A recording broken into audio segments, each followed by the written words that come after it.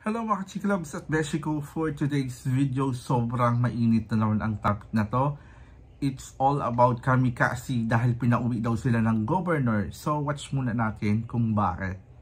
Sa gitna ng concert para sa pagdiriwang ng kapistahan sa Kasiguran, Sorsogon kagabi, bumagin na sa entablado ang gobernador ng lalawigan na si Boboy Amor para sa isang anunsyo. Sana naintindihan nyo, hindi ko gusto to. Kaso, sinabi ko nga, may attitude. Hindi na yung makakabalik sa Sorsogon, maniwala kayo sa maraming banda na gusto magpasaya sa atin. Pero kung gano'n naman ang ugali, pasaysahan tayo. Ang tinutukoy ng gobernador na hindi na makakapag-perform ang bandang Kamikaze. Pinauwi na raw niya ang nasabing banda. Inuulit ko, bayad yun. Kasi bago mag-perform sila, dapat bayad.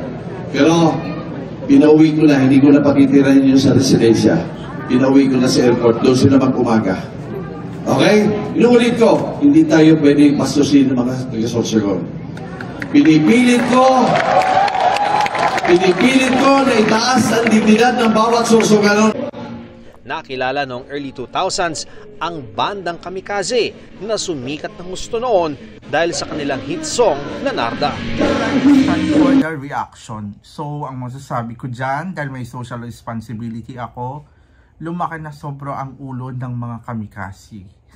Ayan, matagal na po silang nai-issue about sa attitude na yan at ayan, nakahanap sila ng katapat.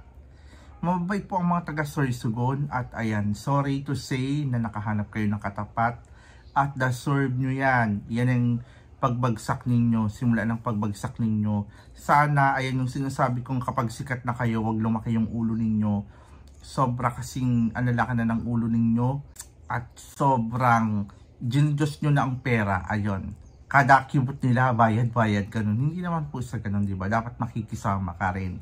So, ayan, magsilbing aral ito sa mga aspiring na magkakaroon ng banda. Ayan po ang masasabi ko sa inyo. At sa inyo naman kamikaze, good luck sa karir ninyo. Ito na siguro yung pagbagsak nyo.